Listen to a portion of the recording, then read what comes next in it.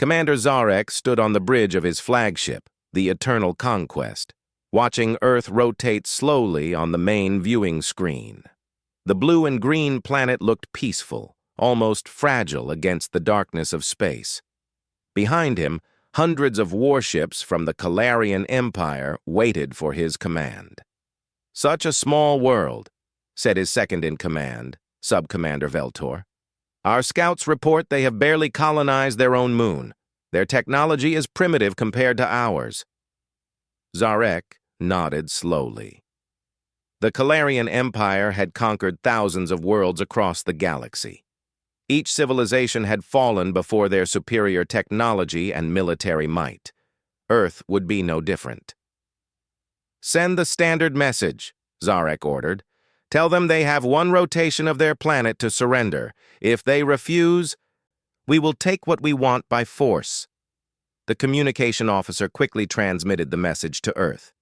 The ultimatum was simple: surrender immediately, become a slave world of the Calarian Empire, and provide all resources demanded.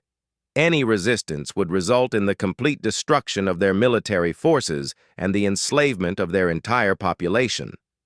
On Earth, the message arrived at every major government facility simultaneously. In the United Nations headquarters in New York, an emergency session was called immediately. Leaders from every nation gathered, their faces grave as they listened to the alien message. President Sarah Chen of the United States stood before the assembly. "We have confirmed this message is authentic. The alien fleet is real, and they are positioned just beyond our moon." The room erupted in heated discussion. Some called for immediate surrender to save lives. Others demanded they fight, regardless of the odds. The debate continued for hours, but gradually a consensus emerged. "We will not surrender," announced Secretary General Marcus Okonkwo. "Humanity has never bowed to tyrants, whether they come from our own world or from the stars." The decision was unanimous. Earth would stand and fight. Back on the Eternal Conquest, Zarek received Earth's response. He expected begging, perhaps an attempt at negotiation. Instead, a single transmission came through, broadcasted on all frequencies. It was a simple video message from a human military officer. General Patricia Williams appeared on the screen, her expression calm and steady. She wore the uniform of Earth's newly formed United Defense Force, hastily created in response to the alien threat. "To the commander of the Calarian fleet," she began, her voice carrying the weight of all humanity behind it. "We have received your demands for our surrender. We have discussed your terms. Our answer is no." Zarek's scaled face showed what passed for amusement among his species. "These primitives dared to refuse the Empire?" General Williams continued. "You see our world and assume we are weak because we have not spread across the stars like you have. You see that we have only begun to explore our own solar system and think us primitive. You are making a fatal mistake." She paused, looking directly into the camera. "We have not colonized other worlds because we have been too busy fighting each other. For thousands of years, humans have perfected the art of war against opponents who think like us, who know our weaknesses, who share our strengths. You are about to discover what that means." The transmission ended with a final statement. "You have 1 hour to withdraw your fleet. This is your only warning." On the bridge of the Eternal Conquest, laughter rippled through the crew. 1 hour? This primitive species was giving the mighty Calarian Empire 1 hour to retreat? "They dare threaten us," Veltor said, his voice dripping with contempt. "Should I order the fleet to advance, Commander?" Zarek waved a clawed hand dismissively. "Let them have their hour. I want to see what these humans think they can do. It will make their defeat all the more satisfying." On Earth, the hour was not wasted. In hidden bunkers and secret facilities around the world, humanity's true defenses came online. For decades, Earth's governments had publicly worked on space exploration and scientific advancement, but privately, In the shadows, they had prepared for a different possibility, the day when Earth might face a threat from beyond the stars. The public knew about the International Space Station and the moon bases. They didn't know about the orbital defense platforms hidden in Earth's rings of space debris. They didn't know about the weaponized asteroids that had been carefully moved into strategic positions. They didn't know that every nuclear weapon supposedly decommissioned had actually been retrofitted for space combat. Most importantly, they didn't know about Project Damocles. Dr. Peru. James Chen stood in the control room of the project he had spent 20 years developing. Around him, technicians prepared humanity's most terrible weapon. Not a bomb or a missile, but something far more devastating. Damocles is online, reported Dr. Asha Patel, his chief assistant. All 12 satellites are in position. We can fire on your command. Chen nodded grimly. Wait for the general's signal, and pray we don't have to use it. 45 minutes into Earth's 1-hour deadline, Zarek grew tired of waiting. Begin the attack, he ordered. Target their major population centers first. Let them see the price of defiance. The Kalarian fleet moved forward, weapons charging. Energy beams and plasma torpedoes prepared to rain destruction upon Earth's cities. The first wave of attacks would kill billions, breaking humanity's spirit before the ground invasion began. But as the fleet crossed into Earth's orbital space, alarms suddenly screamed across every Kalarian ship. "Commander!" the tactical officer shouted. "Something is wrong with our weapons. They're not responding." "Navigation is failing," called another officer. "Engine power dropping rapidly." Across the entire Kalarian fleet, systems began failing one by one. Weapons went offline, engines sputtered and died, life support systems struggled to function. Within minutes, the mighty armada that had conquered 1,000 worlds hung helpless in space. On the eternal conquest, Zarek demanded answers. What is happening?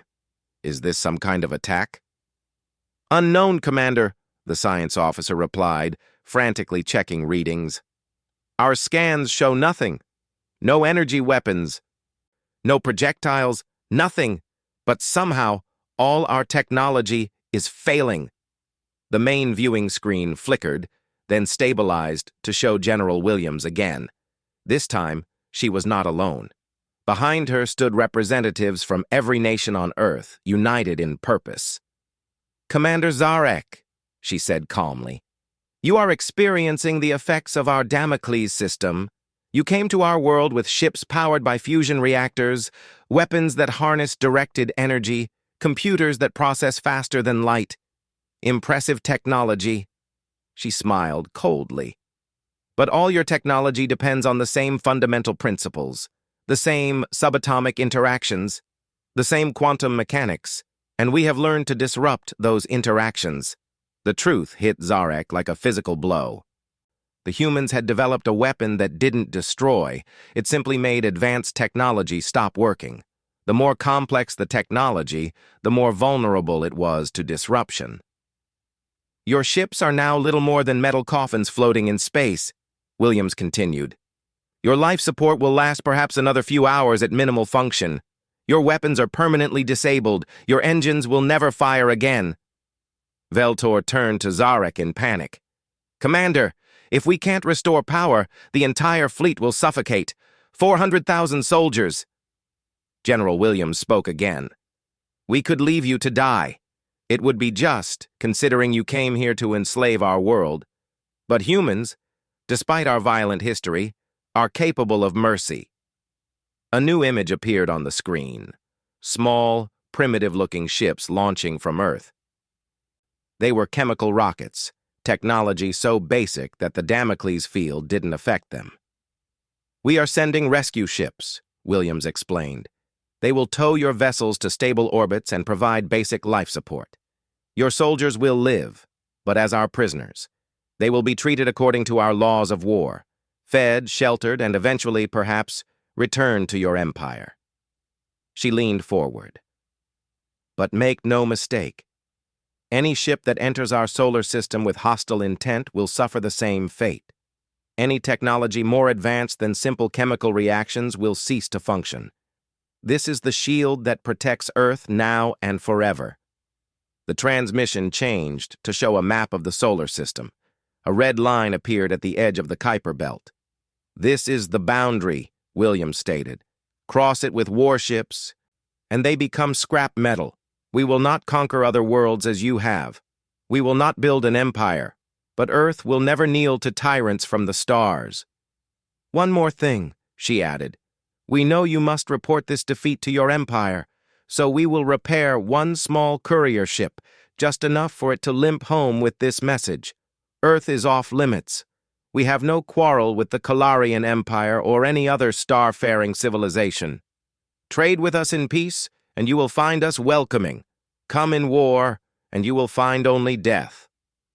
The screen went dark, leaving the bridge of the Eternal Conquest in silence. Around them, the emergency lights flickered as the last of their power reserves drained away. Zarek slumped in his command chair, defeated not by superior firepower or larger fleets, but by the innovative desperation of a species that had turned their supposed weakness into an unbeatable defense. The humans had not conquered the stars because they had been too busy preparing to defend their home, and that preparation had saved them. As the primitive Earth rescue ships approached, chemical thrusters burning bright against the darkness, Zarek understood the warning humanity had given. It was not a threat of conquest or destruction. It was something far more powerful, a promise that Earth would always be free. The Kalarian Empire had encountered many species in its expansion across the galaxy. Some fought with courage, others with advanced technology, still others with cunning strategies.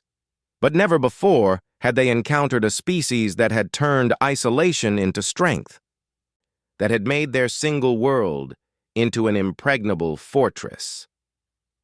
Subcommander Veltor stood beside his commander as the rescue ships drew closer. "What will we tell the Empire?" he asked quietly. Zarek's response was heavy with the weight of defeat and newfound respect. "We will tell them the truth. That we found a species that does not seek to rule the stars, but will never allow the stars to rule them. We will tell them about the humans of Earth and their single, deadly warning." As the rescue operations began, with human ships carefully attaching tow cables to the helpless Kalarian vessels, word began to spread through the galaxy. The Empire's greatest fleet had been neutralized without a single shot fired, without a single life lost. The humans had shown both incredible power and unexpected mercy. Within days, every major civilization would know of Earth's defense.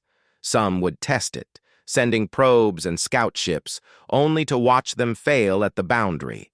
Others would approach in peace, curious about the species that had found a way to say no to the strongest empire in known space. But all would remember the warning: Earth stands alone, but it stands invincible. Come in peace and find friends. Come in war and find only silence among the stars. 3 months had passed since the Kalarian fleet hung powerless in Earth's orbit. The galaxy watched and waited to see what would happen next. On the Kalarian homeworld of Kalar Prime, the High Council convened in an emergency session that had lasted for weeks. High Chancellor Morgan stood before the assembled leaders, his golden scales dulled with stress. "The reports are confirmed. Our entire Third Fleet remains in Earth custody. The humans have kept their word. Our soldiers are alive and well treated, but their technology is completely neutralized." "This is impossible," roared General Tarvor, slamming his fist on the crystalline table. "No single world has ever stood against the Empire. We should send the entire fleet, overwhelm their defenses." "And lose them all?" Morgan replied sharply. "Did you not read the reports? 17 different civilizations have already tested Earth's boundary. Every ship that crossed with hostile intent became useless metal. Even our most advanced stealth vessels were affected." The council chamber fell silent. The Kalarian Empire had ruled through technological superiority for over 1,000 years. Now, A single world had found a way to turn that very technology against them. "There is another matter," Morgan continued, activating a holographic display. "The humans have sent a diplomatic envoy. They wish to negotiate the return of our soldiers." The display showed a modest ship approaching Kalar Prime. Unlike Kalarian vessels with their sleek curves and energy shields, the human ship was angular, practical, and powered by simple fusion drives that just barely qualified as faster-than-light travel. Ambassador David Okafor stood in the Great Hall of Kalar Prime, the first human to ever set foot on the Empire's capital. He was accompanied by a small team of diplomats and, surprisingly, several Kalarian prisoners who had volunteered to return with him. "High Chancellor," David began, bowing respectfully according to Kalarian custom, "I bring greetings from Earth and an offer of resolution to our conflict." Morgan studied the human carefully. The species was smaller than Kalarians, lacking scales or claws, appearing almost fragile. Yet this seemingly weak race had done what no other could. "Speak your terms," Morgan commanded. David smiled slightly. "We have no terms, only an offer. Your soldiers will be returned freely without condition. We ask nothing in exchange." Gasps echoed through the hall. The Kalarians had expected demands: resources, technology, perhaps even territory. To return 400,000 soldiers without payment was unthinkable. "Furthermore," David continued, "we propose a new relationship between Earth and the Empire, not as conqueror and conquered, but as trading partners. Earth has resources and knowledge that could benefit your empire, just as you have much that could benefit us." General Taravor interrupted with a sneer. "You think to buy our favor? To make us forget our defeat?" One of the returned Kalarian soldiers, Captain Joral, stepped forward. "May I speak, High Chancellor?" Morgan nodded, curious. "I spent 3 months on Earth," Joral began. "I expected torture, interrogation, perhaps execution. Instead, I found something unexpected." He paused, choosing his words carefully. "The humans treated us not as enemies, but as guests who had arrived uninvited. They shared their food, their culture, their history. They have a saying, 'Today's enemy is tomorrow's friend.'" Joral continued, "I learned much about them. They have fought thousands of wars among themselves, yet they always find ways to forgive, to move forward. They could have left us to die in space. Instead, they risked their own lives to save ours. This is not weakness. It is a strength we never understood." David picked up the narrative. "Earth doesn't seek to challenge your empire. We have no interest in conquering other worlds, but we will defend our home with everything we have. The question is, will we face each other as eternal enemies, or can we find a different path?" Meanwhile, across the galaxy, news of Earth's stand spread like wildfire. On the trading world of Nexus Station, merchants from 100 species gathered to discuss this new development. "The humans are already establishing trade routes," buzzed Vitorn, an insectoid merchant. "They offer something no one else can, a neutral ground. Their world cannot be conquered, so all species can trade there safely." "But their technology is primitive," protested Grex, a silicon-based trader. "What could they possibly offer?" An old Meloran merchant named Wise Cho spoke up. "I have studied their broadcasts. These humans have something more valuable than advanced technology. They have innovation born from limitation. Do you know they still use chemical rockets alongside their fusion drives? They maintain multiple backup systems for everything. Their medicine works on dozens of different species because they developed it through trial and error, not genetic engineering." "And their culture," added Tasala, a young trader who had recently returned from Earth. "Their music, their art, their stories, all born from struggle and triumph." "I brought back something called coffee," a simple beverage made from roasted beans. Already 3 systems are clamoring for more. The impact of Earth's stand reached even further. In the depths of space, aboard the world ship of the ancient archived, beings who had watched the galaxy for millions of years took notice. The archived were living memory, beings of pure energy who recorded all significant events in galactic history. They had seen empires rise and fall, species evolve and go extinct, wars that consumed entire sectors. But they had never seen anything quite like Earth's defense. Fascinating, mused the Prime Archivist, its consciousness spanning light years. They have created a perfect defense by making advancement itself a vulnerability. This will change everything. Should we make contact? Asked a younger archivist. Not yet, the Prime decided. Let us watch how this unfolds. The humans have introduced a new paradigm to the galaxy, the power of standing still while the universe moves around you. Back on Earth, the United Nations had transformed into something new, the Earth Defense Council. General Williams, now promoted to Supreme Commander of Earth Defenses, met with leaders from every nation. The success of Damocles has bought us time, she reported. But we cannot become complacent.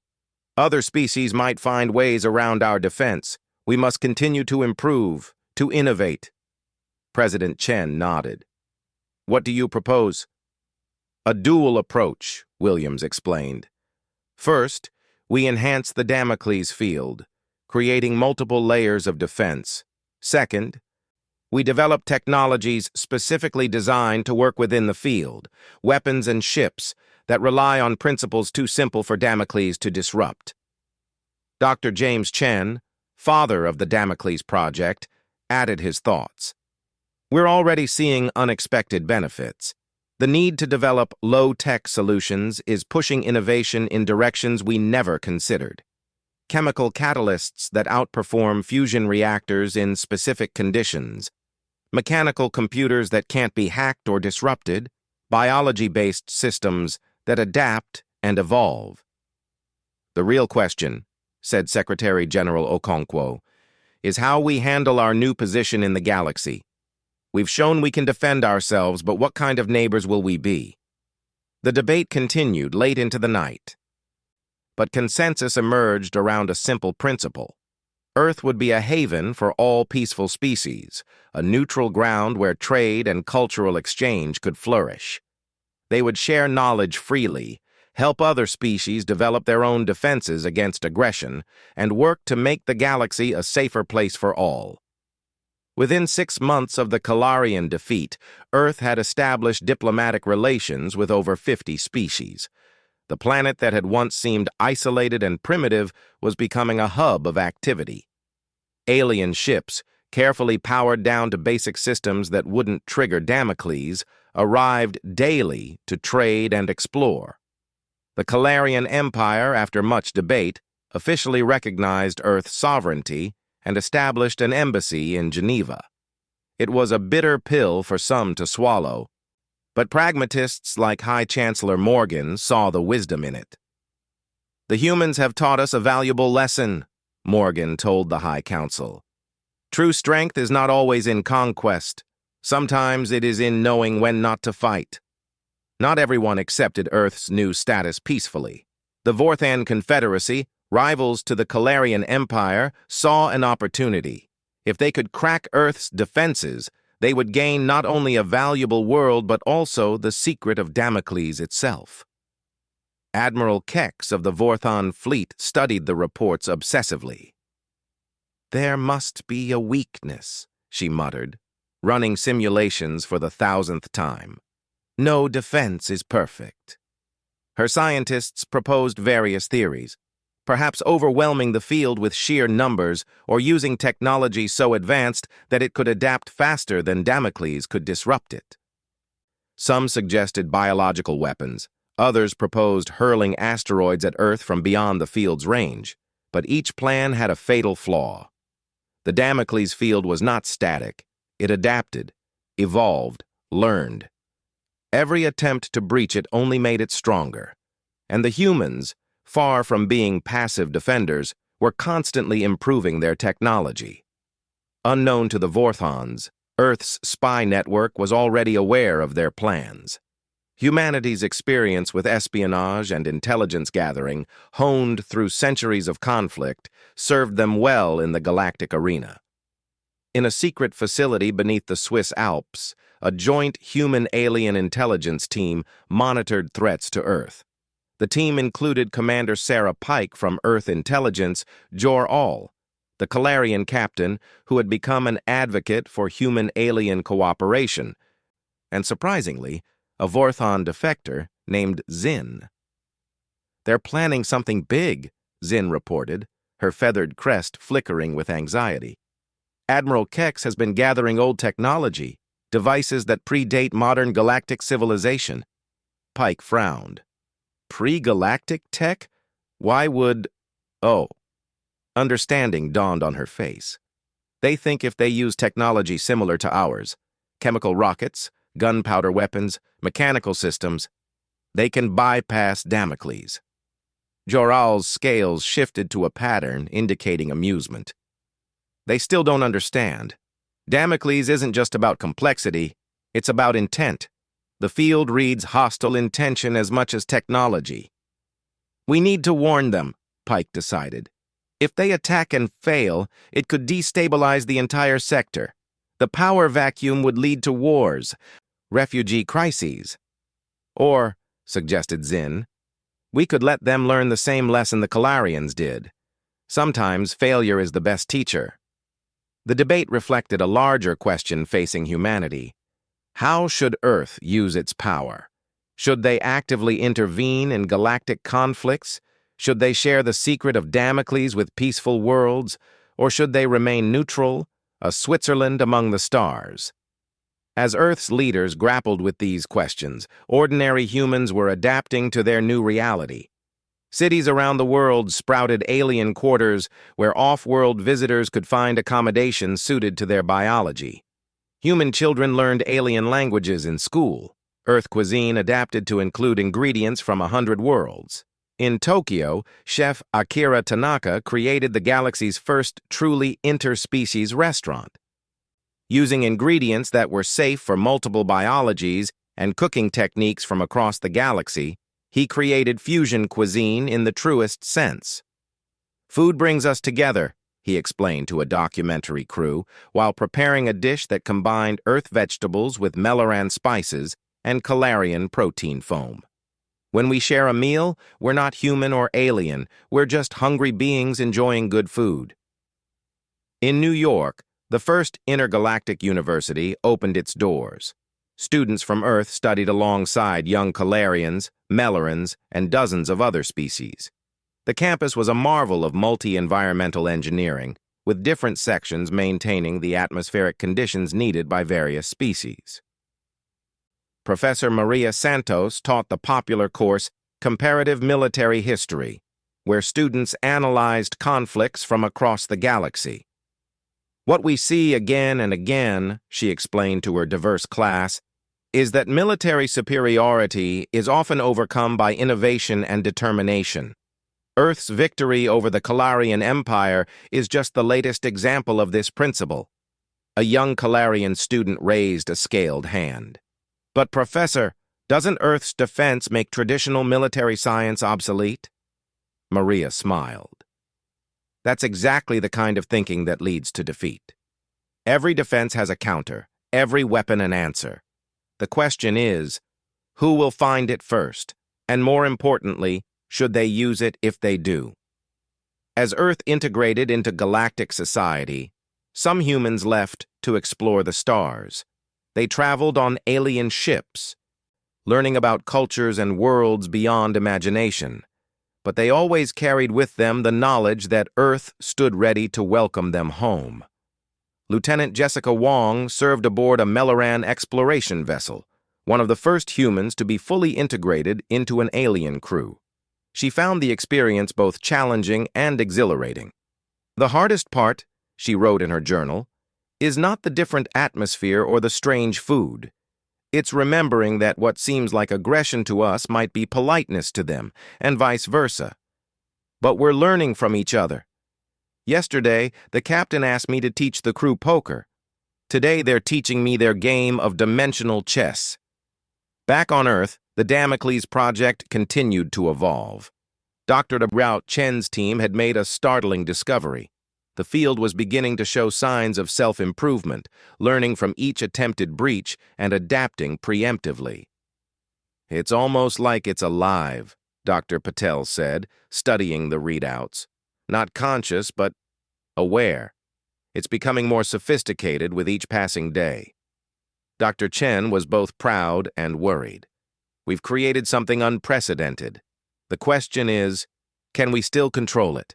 As Earth's first year in the galactic community came to a close, humanity could look back with pride. They had faced the greatest threat in their history and emerged not just victorious, but transformed. They had proven that a single world could stand against an empire, that innovation could triumph over superior numbers, and that mercy could be stronger than vengeance. The peace lasted exactly 18 months. Then came the day when every detection system on Earth screamed warnings simultaneously. A fleet unlike anything seen before approached the solar system. Not hundreds of ships, but thousands. And at its head, a vessel so massive it dwarfed even the largest Calarian battleship. This was not the fleet of any known empire. These ships were ancient, their designs predating galactic civilization by millennia. They belonged to the Eternal Swarm, a legend most species dismissed as myth. But the legend was real, and it was coming for Earth. In the Earth Defense Command, chaos erupted as readings poured in. General Williams studied the data with growing concern. "These energy signatures, they're not using standard galactic technology." Dr. Chen's face was pale as he analyzed the approaching fleet. "Their systems are fundamentally different from anything we've encountered. They're using dark energy manipulation, quantum entanglement drives, technology that operates on principles we barely understand." "Will Damocles stop them?" President Chen asked urgently. I don't know," Dr. Chen admitted. "The field was designed to disrupt standard galactic technology. This is something else entirely." The Eternal Swarm had been sleeping in the void between galaxies for eons. They were the remnants of the first great galactic civilization, beings who had transcended physical form and merged with their machines. They wandered the universe, consuming resources to sustain their endless existence, and they had been awakened by the waves of disruption emanating from Earth's Damocles field. The lead vessel transmitted a single message to Earth. "Your defense disturbs the cosmic order. You will be absorbed or destroyed. Choose." In the Calarian embassy on Earth, Ambassador Jor-Al, the former captain who had become a bridge between species, urgently contacted his government. "The Eternal Swarm is real, and they're here. Earth needs our help." High Chancellor Morgan's response was swift. "Earth stood alone against us and showed mercy. We will not abandon them now." Within hours, the reformed Calarian Third Fleet, their ships retrofitted with hybrid technology that could function within moderate Damocles fields, began moving toward Earth. But they were not alone. The Melaran Commonwealth, the Vorthan Confederacy, even the isolationist Chrysaline Hegemony, all sent ships. Earth's mercy and diplomacy over the past months had created something unprecedented. A coalition of former enemies united to defend a single world. Admiral Kex of the Vorthons, who had once plotted to conquer Earth, now stood ready to defend it. "The humans showed us a different way," she told her crew. "Today, we return that gift." On Earth, emergency protocols activated worldwide. Cities emptied into deep shelters as humanity prepared for a siege that would make the Calarian encounter look like a minor skirmish. But there was no panic. 18 months of contact with the galaxy had changed humanity. They were no longer alone. And they would not face this threat alone. General Williams coordinated with alien fleet commanders, creating a defense grid around Earth. Remember, stay outside the full Damocles field. We're modulating it to allow Allied ships to operate at reduced capacity. What about the swarm? Asked Commander Tavara of the Melleran fleet. If Damocles can't stop them, then we fight, Williams replied simply, with everything we have. Dr. Chen and his team worked frantically to understand the swarm's technology. The ancient fleet operated on principles that seemed to violate known physics. Their ships phased in and out of reality. Their weapons fired beams of pure entropy that aged matter to dust in seconds. Wait, Dr. Patel suddenly exclaimed, studying readings from deep space monitors. Look at this. The swarm's technology isn't immune to Damocles. It's too advanced for our current field parameters. You mean, Dr. Chen began. Yes, we need to invert the field. Instead of disrupting complex technology, we need to disrupt the fundamental forces they're manipulating. It was a desperate gamble. Reversing the Damocles field would leave Earth vulnerable to conventional weapons, but it might be their only chance against the swarm. The modification would take time they didn't have. The first wave of the swarm struck the outer defenses. Allied ships fought valiantly, but their weapons barely scratched the ancient vessels. Calarian plasma cannons, Vorthon's singularity missiles, Melleran disruption beams, all failed against hulls that existed partially outside normal space-time. Captain Yuki Tanaka, commanding Earth's flagship Resilience, watched as a Melleran cruiser aged 10,000 years in seconds before crumbling to dust. All ships, fall back to secondary positions. We need to buy time. The coalition fleet retreated step by step, trading space for time. Every minute bought with their lives gave Earth's scientists precious moments to reconfigure Damocles. Ships from a dozen species fought side by side, former enemies now united in desperate brotherhood. On the Eternal Swarm's command ship, the Overmind, a consciousness spanning thousands of merged beings, observed the battle with cold interest. These younger species fought with surprising coordination, but they were merely delaying the inevitable.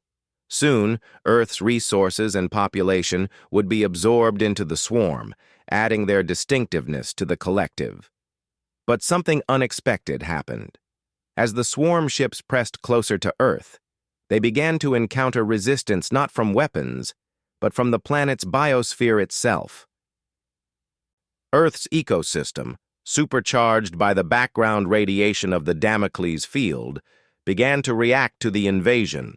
Massive storms erupted in the upper atmosphere, lightning strikes of unprecedented power lashing out at swarm vessels. The planet's magnetic field fluctuated wildly, creating vortexes that pulled smaller ships off course. It was as if Earth itself was fighting back. Impossible, the Overmind calculated. A planet cannot have defensive instincts. But Earth did. The Damocles field had done more than protect the planet. It had somehow awakened a primitive consciousness in the world itself.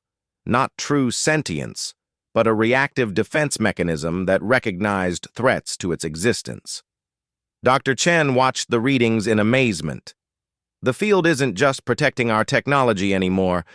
It's integrated with the planet's natural systems. Earth is defending itself. Field reconfiguration complete, Dr. Patel announced. Ready to invert on your command. General Williams looked at the tactical display. The Allied fleet was down to half strength, but they had held long enough. The swarm's main force was now within the optimum range. Do it, she ordered. The Damocles field inverted with a pulse that rippled across the solar system. For a moment, everything stopped. Then the swarm's ships began to falter. Their phasing technology failed, trapping them fully in normal space. Their entropy weapons backfired, aging their own systems. Their quantum entanglement drives collapsed, creating cascading failures throughout their fleet. The Overmind reeled in shock. In millions of years of existence, Nothing had ever disrupted their fundamental technologies. The younger race's weapons had been irrelevant, but this struck at the very principles that allowed them to exist. "Now," Williams commanded, "all ships concentrate fire."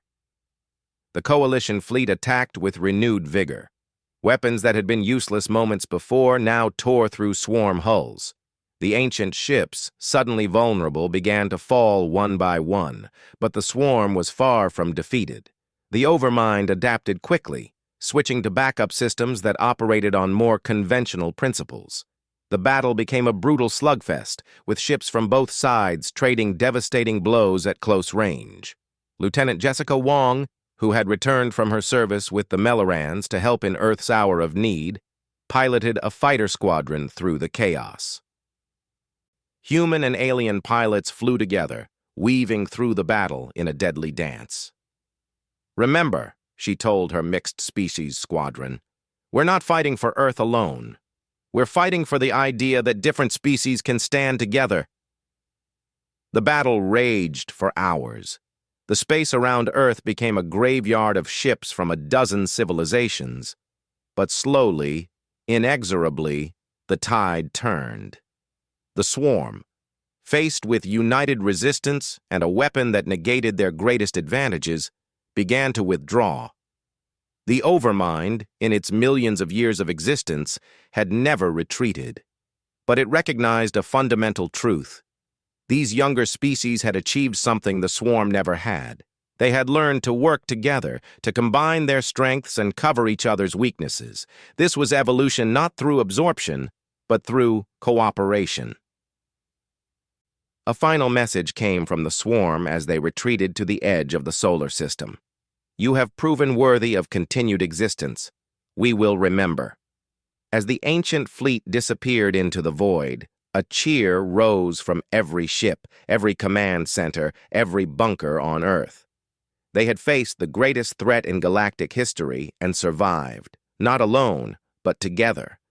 In the aftermath, as rescue ships collected survivors and medical teams worked to save lives regardless of species, something beautiful emerged. The shared sacrifice had created bonds that no treaty could have forged. Calarian medics treated Vorthon wounded. Human engineers repaired Melloran ships. Former enemies grieved together for fallen comrades. High Chancellor Morgan himself came to Earth for the victory commemoration. Standing beside President Chen and leaders from every coalition species, he addressed the gathered crowds. "Today marks a new chapter in galactic history," he declared. "Not the chapter of empire and conquest we once wrote, but one of mutual defense and shared destiny. Earth has taught us that strength comes not from standing over others, but from standing with them." General Williams, promoted to Marshal of the Coalition Forces, announced the formation of the Galactic Defense Alliance.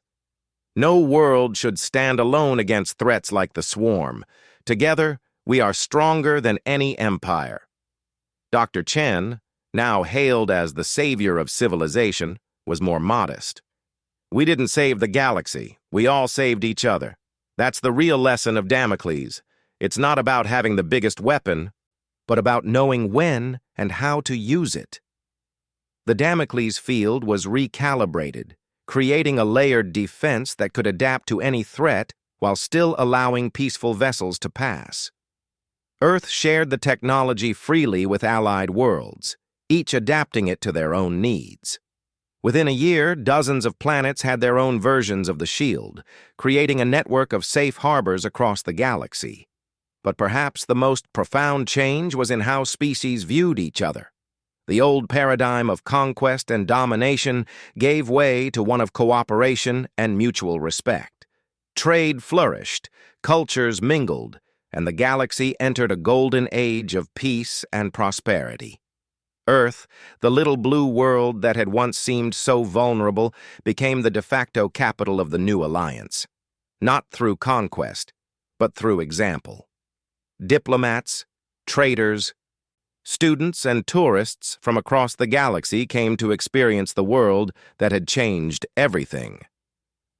In a quiet moment after the ceremonies, Ambassador Joral found General Williams standing alone, looking up at the stars. "What are you thinking?"